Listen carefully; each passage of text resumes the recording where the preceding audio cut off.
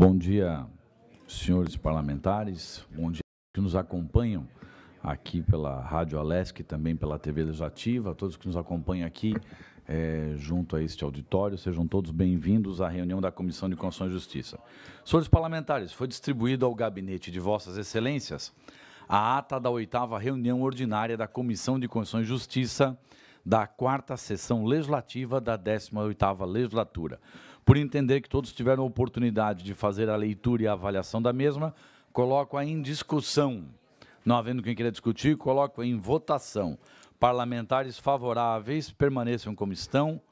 Aprovada a ata da 8ª reunião ordinária da Comissão de Constituição e Justiça da 4ª sessão legislativa da 18ª legislatura. Senhores parlamentares, comunico o recebimento dos ofícios do eminente deputado Marcos Vieira, que se encontra impossibilitado de comparecer em virtude de compromissos previamente agendados, razão pela qual o deputado justifica a sua ausência nesta reunião. E, da mesma forma, comunico que recebo ofício do gabinete do deputado Darcy de Matos, informando que o eminente deputado Gelson Merizio o representa nesta reunião. Seja bem-vindo, deputado. Também, deputado Aguiar irá representar o deputado João Amin. Peço que a assessoria só providencie o ofício para formalizar a substituição, mas seja bem-vindo, deputado Aguiar, a esta reunião da Comissão de Constituição e Justiça. Senhores parlamentares, como de costume, passamos a análise das matérias da pauta conforme a ordem de chegada dos senhores parlamentares. Primeiramente, deputado Dirceu Dresch. Bom dia, senhor presidente. Eu, na verdade, só tenho 2 projetos, mas daí eu vou fazê-los depois com permissão de extra pauta, né? Eu não tenho projetos em pauta. Quero cumprimentar aí todos que nos acompanham nesta atividade, nesta reunião da Comissão de Constituição e Justiça, nesta terça-feira, meu presidente. Obrigado. Deputado Merizio representa o deputado Darcy, não tem matéria pauta, então passamos para o seguinte, deputado Aguiar, que também não tem matéria na pauta. Este parlamentar possui 3 projetos em pauta.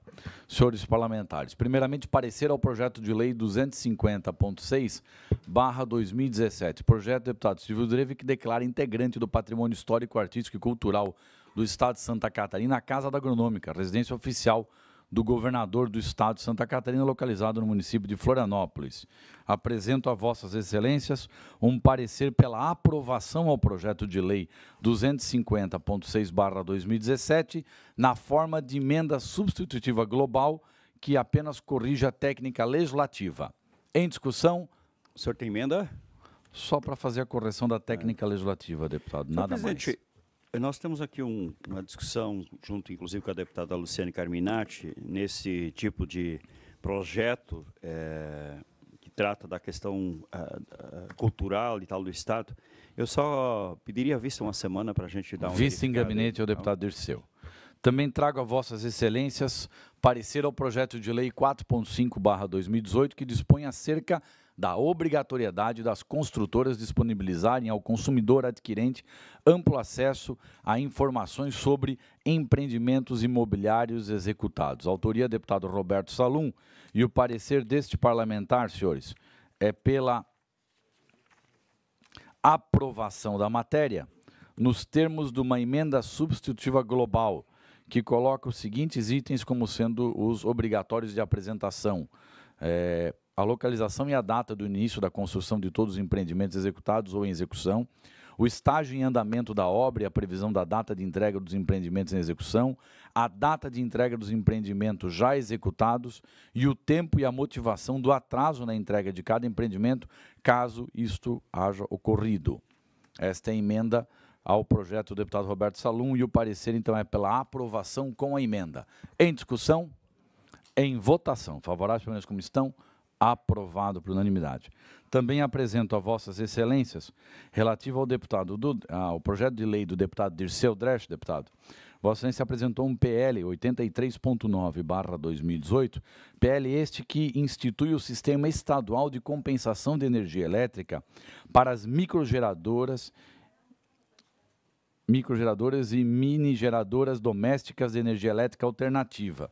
Este parlamentar apresenta, na condição de relator, um requerimento para tramitação conjunta da matéria, para que o mesmo possa tramitar em conjunto com o PL 293.6/2017, por se tratar de medida semelhante. Senhor presidente, ouço o deputado. Eu quero fazer um esclarecimento a todos que nos acompanham sobre este projeto. Nós temos aprofundado esse debate no Estado da micro e pequena geração de energia elétrica. Hoje, uma realidade já no país, em muitos estados. Estamos aqui numa luta permanente de conseguir tirar o ICMS da autogeração, que nossa avaliação, inclusive, inconstitucional, já temos ações ganhas no Estado, deputado Rodrigo, onde as pessoas produzem sua própria energia. Por exemplo, produz de dia a energia solar e à noite ocupa, paga ICMS, né? Não tem fato gerador. Então, essa é uma das nossas grandes lutas aqui. Infelizmente, no último CONFAS, o Estado do Paraná manteve seu recurso contra Santa Catarina, né, que não quer ficar sozinho, né, o último Estado a isentar o ICMS, que é uma regra do CONFAS. E nós também estamos entrando no outro debate que já existe em muitos países pelo mundo afora, onde as pessoas produzem a sua própria energia e hoje, na regra brasileira, essa energia fica estocada 5 anos e, se não ocupar, a família perde, né? O produtor, no caso de energia, perde essa energia. E nós queremos que essa energia não seja perdida, que ela seja compensada financeiramente pela Celesc, né? Que compra energia, né, de concessionárias, de empresas, né, produtoras de energia. Por que não comprar dos consumidores comuns, ou dos produtores, geradores de micro e pequena geração? Então, o nosso projeto entra nessa expectativa, senhor presidente. Eu entendo que os projetos tratam de temas diferenciados, mas eu peço vista, senhor presidente. Eu ia sugerir, Vossa Excelência, eu gostaria de pedir vista. Justamente, na próxima reunião, a gente trazer um pouco mais de aprofundar um pouco mais essa discussão, porque entendemos nada mais justo. Se a pessoa produz energia, joga na rede, né, não pode doar essa energia para a Celesc, ela tem que ter um retorno sobre isso. E nós vamos entrar nessa discussão com certeza. Obrigado. Deputado, então concedo vista em gabinete a Vossa Excelência, e aí Vossa Excelência pode com calma analisar, salvo o melhor juízo, fazer uma outra ponderação a respeito da matéria. Então, vista em gabinete ao deputado Dirceu Dresch. Comunico que chega em mãos deste presidente o ofício comunicando que o deputado Aguiar representa, então, oficialmente o deputado João Amin nesta reunião. Com a palavra para as matérias na pauta, deputado Rodrigo Minotto. Senhor presidente, eu não tenho projeto de lei para pautar. Senhores parlamentares, então passamos agora a fazer análise, como de costume, também pela ordem de chegada dos senhores parlamentares, análise das matérias extra-pauta. Consulta o deputado Dirceu Dresch. Senhor presidente, eu tenho, para devolver, eu tenho pedido de vista do PL 09.0/2018, que o autor, Vossa Excelência, presidente, deputado João Kuhlmann, que estabelece normas para atendimento emergencial pelas equipes de socorro e de remoção do Corpo de Bombeiros do Estado de Santa Catarina e do Serviço de Atendimento Médico de Urgência, SAMU, quanto à remoção de pacientes para os hospitais privados. Eu devolvo, senhor presidente, e voto com o relator, se não me engano, é o deputado Altair Guide. Senhores parlamentares, apenas o deputado Dirceu tinha vista da matéria. Como faz a devolução, então apresento novamente a Vossas Excelências o parecer ao PL 9.0/2018, parecer do deputado Ricardo Guide, que é pela aprovação do projeto de lei nos termos da emenda substitutiva global, que é uma emenda, inclusive, sugerida pela gerência estadual do SAMU. Em discussão, o parecer pela aprovação. Só para claro. Esclarecimento, tem uma emenda, né? Nós concordamos com a emenda. Esse projeto trata, quem está nos acompanhando, trata de remoção de pacientes, né? Antes era só para hospitais públicos, né? Agora, esse projeto abre perspectiva de, quando a pessoa tem um plano de saúde, que o SAMU possa já levar direto para um hospital privado. Então, entendemos aí, nós conversamos bastante com os próprios bombeiros e tal, não vejo óbice ao projeto, então nosso voto é com o relator, com a emenda que faz um aperfeiçoamento. Deixando claro, senhores parlamentares, que esta atitude depende do desejo do paciente ou da família do paciente e também da autorização médica da equipe do SAMU. Então, é apenas um ato condicionado ao desejo e à possibilidade médica de fazer essa transferência, evitando assim com que essa pessoa que tem plano de saúde vá para um hospital ocupar o lugar de alguém que tem que ser atendido pelo SUS e que não tem plano de saúde. Então, garantindo um atendimento melhor para quem precisa do SUS. Esse é o objetivo. Então, coloco em discussão o parecer pela aprovação nos termos da emenda substitutiva global. Em discussão, em votação. Favoráveis, permanentes como estão, aprovado. Perdão, deputado, como era essa pauta, consulto se não há nenhum problema em colocar essa pauta, como atendimento da maioria, incluído na pauta. Tenho também para relatar extra pauta, se eu permitir aí seus demais colegas deputados permitem. Deputado João Amin apresenta o PL 67.9/2018, que institui o selo amigo do animal abandonado no estado de Santa Catarina. Consulto os senhores parlamentares se há alguma objeção. Não havendo objeção da maioria, fique à vontade, deputado.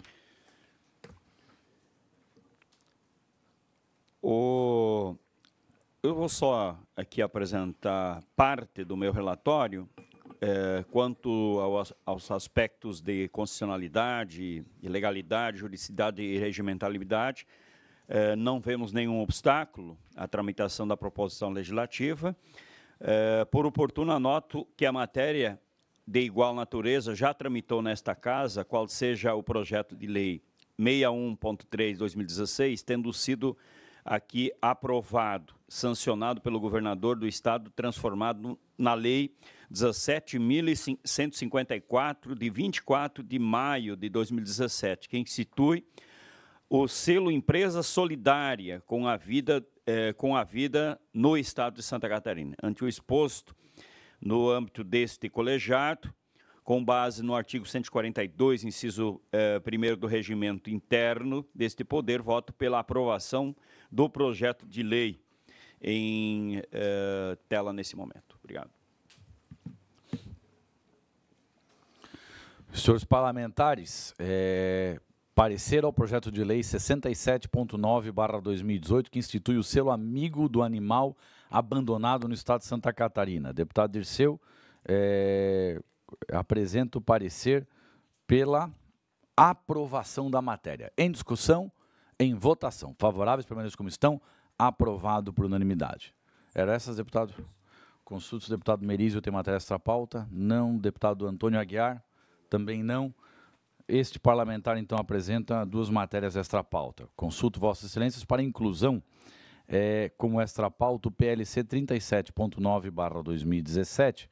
Esse projeto ele é do Tribunal de Contas, senhores parlamentares, estava em vista coletiva e já extrapolou o prazo de vista coletiva e existe um pedido da FECAM para que o mesmo seja analisado e votado por esta comissão, porque é um projeto de lei que altera a Lei Complementar 202 de 2000 para instituir o termo de ajustamento de gestão, o TAG, no âmbito do Tribunal de Contas de Santa Catarina. Então, consulto Vossas Excelências para inclusão extra pauta. Não havendo objeção, passo a fazer, então, a análise, a apresentação aqui do relatório, que é pela aprovação ao projeto de lei, conforme o texto original apresentado pelo Tribunal de Contas do Estado e também avalizado pela FECAM através de ofício em anexo. Em discussão, em votação. Favoráveis, pelo menos como estão, aprovado por unanimidade. Senhor, eu queria me abster desse projeto. Aprovado com abstenção do deputado Dirceu. Senhores parlamentares, também consulto Vossas Excelências para inclusão na pauta de parecer a medida provisória 220/2018. Não havendo objeção da maioria, coloco em apreciação para Vossas Excelências parecer a medida provisória 220, que no nosso entendimento, por não haver a questão da relevância e da urgência, o parecer apresentado por este parlamentar é pela inadmissibilidade total da medida provisória 220/2018. Em discussão, o parecer. Senhor presidente. Ouço o deputado Minotto. Essa medida provisória de 11/4/2018, que tem efeitos retroativos a 1º de abril de 2018, que cria a alíquota de 12% nas saídas de mercadorias. Eu me preocupo com esse objeto dessa medida provisória, tendo em vista que é evidente que o governo tem essa autonomia de apresentar medida provisória para mudanças de alíquotas. Entretanto, nenhum debate foi realizado com a sociedade, nem com o setor produtivo. E quando eu falo do setor produtivo, eu estou falando da indústria, estou falando do atacado, estou falando do varejo, estou falando dos trabalhadores também. Nada disso foi discutido com a sociedade. Quando você emite uma medida provisória, que ela tem um efeito retroativo, de uma alíquota de 17% para 12%, eis uma pergunta muito clara. E aquelas emissões de notas fiscais que foram emitidas e que o contribuinte recebeu com alíquota de 17% para 12%, haverá uma redução significativa de 5% para o crédito ICMS do varejo, do atacado. Como é que fica para os varejistas e atacadistas essa situação, tendo em vista que, evidentemente, vai ser excluído o crédito tributário para esses clientes? Nós temos um problema sério do setor têxtil. Hoje, a cadeia produtiva do setor têxtil, nós temos feito um enfrentamento muito forte, principalmente com a China, que tem produtos subsidiados e muito valores inferiores ao que é produzido no nosso estado de Santa Catarina. Diante disso, é uma preocupação que se tem. Eu acho que não existe redução de alíquota com aumento de receita. Como é que você vai reduzir a alíquota e vai aumentar a receita? Isso o quê? Está havendo uma sonegação, então? É uma pergunta que se faz. É um tema que tem que ser muito discutido, importante para que nós, parlamentares aqui, tenhamos conhecimento desse fato, a fim de que não haja prejuízo tanto na cadeia produtiva dos trabalhadores, dos empregadores, dos atacadistas, dos varejistas em Santa Catarina. Essa é uma questão relevante que nós temos que ter muito cuidado sobre a possibilidade de criarmos inúmeros desempregos que já está acontecendo no nosso país. Por que o governo não discutiu?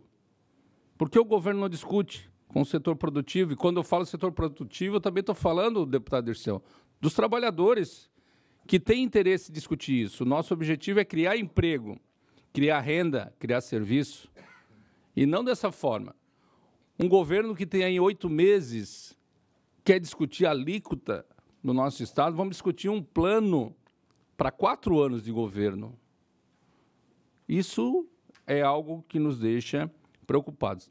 Por isso, eu tenho uma posição muito clara, contrária a essa MP e dando de acordo à inadmissibilidade. Deputado Dirceu, depois o deputado Gelson Merizio.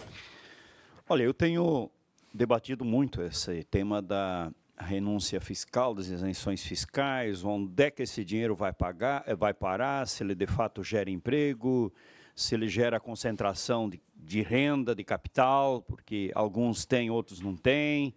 Então, é uma velha discussão aqui no Parlamento de Santa Catarina que eu tenho trazido permanentemente. Tenho feito, inclusive, um projeto de lei aqui para trazer um pouco mais de transparência nestas informações, inclusive, porque é um dos setores que a sociedade, nós mesmos, temos menos informação por causa do tal do sigilo fiscal. Então, é sempre um tema que eu tenho trazido aqui, porque quanto mais você faz renúncia fiscal, menos recurso você vai ter para reaplicar nas políticas públicas. Porque se alguém não paga, mesmo às vezes com justificativa de gerar emprego e tal, o outro vai faltar uma outra ponta para fazer política pública. Agora também tem que, não dá para passar régua e dizer o seguinte, não vai ter Tem setores, às vezes, que atravessam crises, tem seus problemas e tal. Então, esse é um debate bastante importante. Discutir o tamanho do Estado e o tamanho da política pública tem essa relação com quanto de impostos se paga. Eu acho que esse é o grande debate que precisa fazer neste ano com a sociedade brasileira e catarinense. Eu concordo com o deputado Rodrigo. Esse é um tema de fundo que tem que fazer na campanha esse ano, né? Quanto a sociedade se propõe a financiar esse Estado e a política pública, né?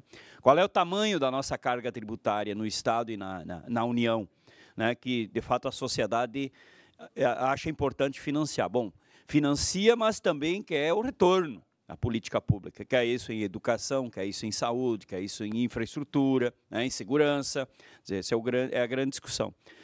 Senhor presidente, eu não consegui aprofundar a medida provisória, esse debate é bastante recente aqui. Eu, nesse momento, me abstenho de votar, porque acredito que é um debate que nós precisamos fazer com muita profundidade e tal aqui sobre esse tema. O deputado Gelson Meridi. Prezado presidente Jean Kuma, senhores deputados, o tema que está proposto, ele foi extremamente mal concebido, inoportunamente concebido, porque ao passo que se divulga uma redução de alíquota, e a redução da alíquota sempre seria uma boa notícia para a sociedade catarinense ou brasileira. Nós temos a maior carga tributária do mundo, se não a maior, uma das maiores.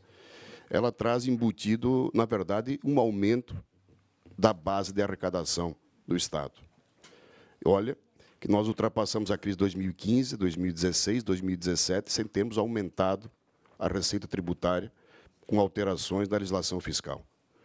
A mesma notícia trazida pelo governo, que enaltecia a redução de 17 para 18, na página do lado, dizia que essas medidas trariam 58 milhões de receita a mais para o governo.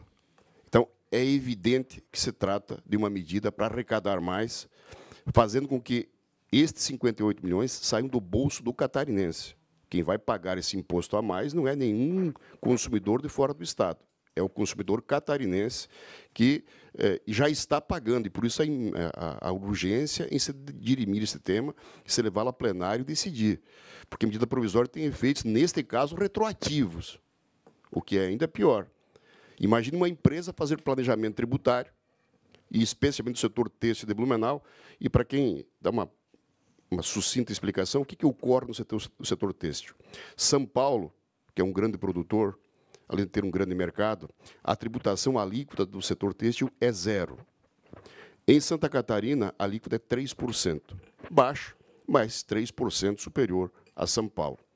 O que é que o Estado fez aqui para dar competitividade ao setor e manter e gerar emprego no momento de crise que ainda continua instalada?